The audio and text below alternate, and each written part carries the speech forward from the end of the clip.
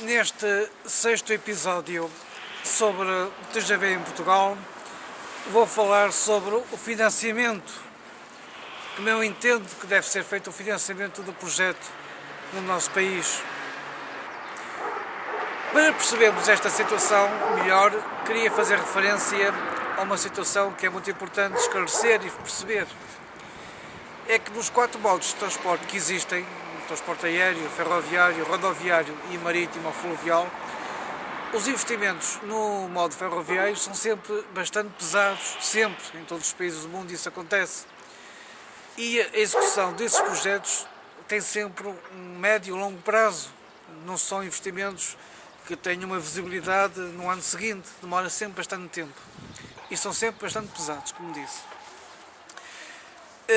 Eu vou fazer agora aqui através destes logotipos que estão aqui e deste exemplo que vou dar, vou explicar como é que se fez o financiamento correto e mais uma vez vou buscar o exemplo da França, em que este exemplo que está aqui, que eu vou mostrar, refere-se à sua última linha que foi inaugurada, que faz hoje precisamente 2 anos, que se fez lá o recorde do mundo, não o que está agora, mas sim o que esteve antes, nos primeiros ensaios, faz hoje 2 anos.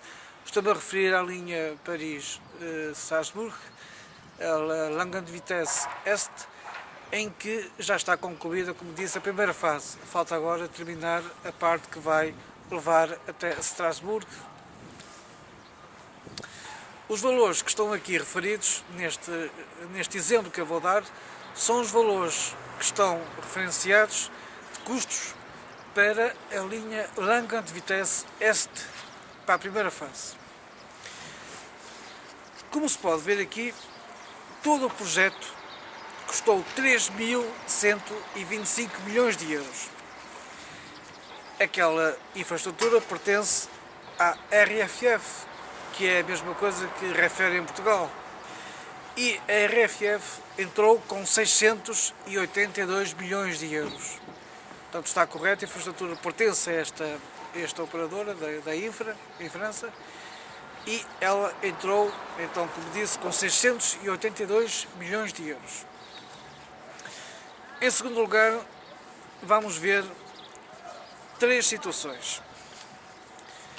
A primeira tem a ver com a região da Alsácia, entrou com 282 milhões de euros.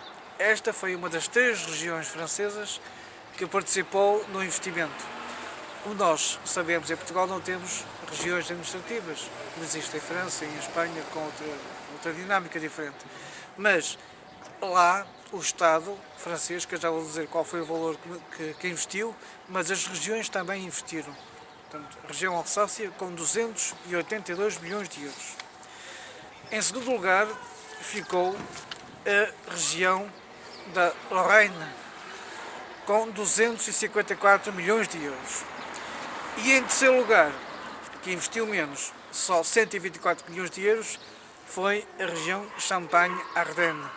Portanto, as 3 regiões investiram 736 milhões de euros. Agora vamos aos investimentos dos países que estão em causa. O Estado francês entrou com 1.220 milhões de euros. A União Europeia, que interessa nestes projetos nos países que lhe são membros, entrou com 320 milhões de euros. E por fim, uma coisa curiosa, mas muito importante fazer referência. O Estado luxemburguês entrou com 117 milhões de euros, ou seja, é uma infraestrutura que está no país vizinho, na França, mas eles entraram com 117 milhões. E porquê? Porque eles vão beneficiar muito com esta linha, porque vai haver e está a circular todos os dias a TGV entre Paris e o Luxemburgo. E por fim, a infraestrutura não lhe pertence, como eu disse, pertence à RFF, mas a SNCF, que é o operador, que é a CP francesa, entrou simbolicamente com 49 milhões de euros. Portanto, como os meus amigos podem perceber, não se vê aqui entidades privadas. porque os franceses não brincam em serviço e não cometem os erros que nós em Portugal estamos a cometer, por exemplo, para o Pulseirão Caia, em que, mais ou menos, não tenho aqui os valores para agora apontar, mais tarde vou mostrar no mapa que as pessoas vão ver, vocês vão ver agora a seguir, mas os privados entram com uma grande parte do investimento no nosso país e a outra parte é pelo Estado português. Ora, eu penso que devíamos olhar, por exemplo, não está muito longe, está ali ao lado, em França, ou em Espanha, por exemplo, também, mas neste caso estou a fazer referência à França. Portanto, podíamos aprender com quem faz as coisas corretamente e não entrarmos em aventuras, porque estar a fazer aquilo que nós estamos a fazer, aquilo que a RAV está a fazer, através dos seus estudos e através da implementação do seu projeto para a linha entre Lisboa e Madrid do TGV, com as parcerias público-privadas, isso não vai dar bom resultado.